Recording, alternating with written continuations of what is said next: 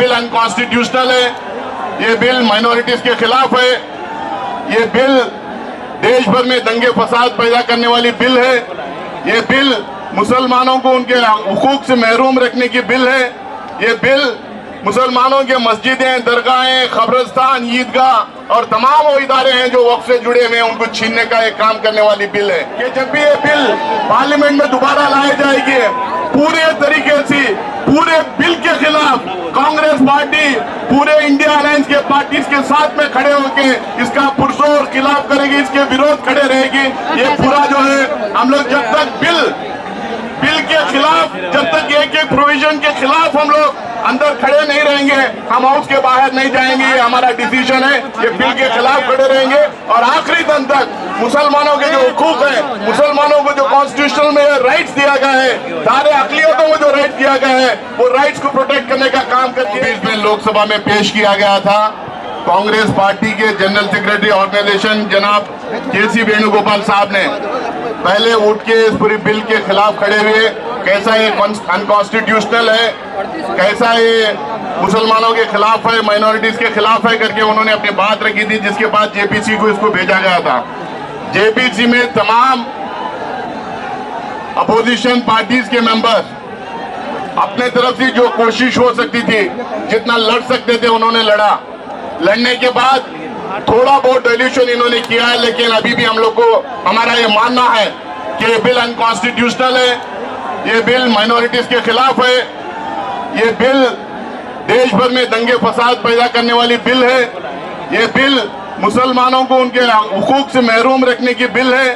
ये बिल मुसलमानों के मस्जिदें, दरगाहें, कब्रिस्तान, ईदगाह और तमाम वो इदारे हैं जो वक्फ से जुड़े हुए हैं उनको छीनने का एक काम करने वाली बिल है। हम कांग्रेस पार्टी ये मानती है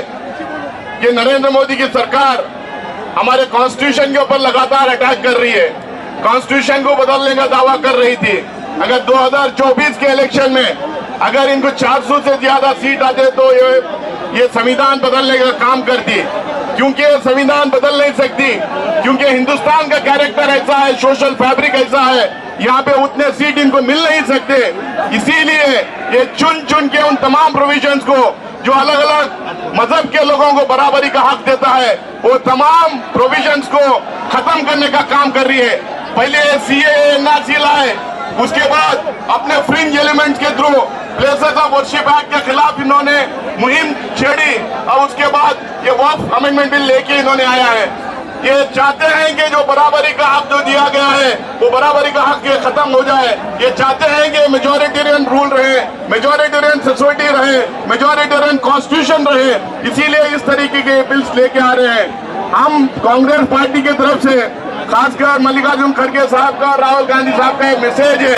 कि जब भी ये बिल पार्लियामेंट में दोबारा लाई जाएगी पूरे तरीके से पूरे बिल के खिलाफ कांग्रेस पार्टी पूरे इंडिया अलायंस के पार्टीज के साथ में खड़े होकर इसका पुरजोर खिलाफ करेगी, इसके विरोध खड़े रहेगी। ये पूरा जो है हम लोग जब तक बिल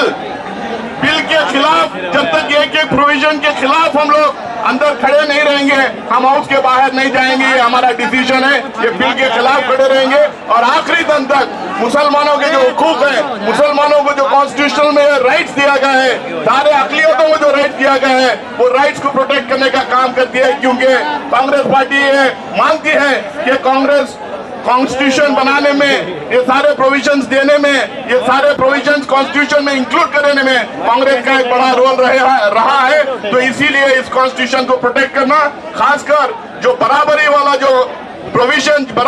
जो प्रोविजन कॉन्स्टिट्यूशन के अंदर है उसको प्रोटेक्ट करना, ये हमारी रिस्पॉन्सिबिलिटी हम लोग मानते हैं। फिर से एक बार मैं हमारे दोनों लीडर का मैसेज आपके सामने दोबारा मैं बोल के अपनी जगह लेना चाहता हूँ कि जिस दिन भी ये बिल पार्लियामेंट के अंदर आएगी, इंडिया अलायंस के सारे पार्टनर्स के साथ में हम लोग खड़े होकर इसके खिलाफ हम लोग खड़े रहेंगे, आखिरी दम तक लड़ते रहेंगे। जय हिंद, जय कांग्रेस।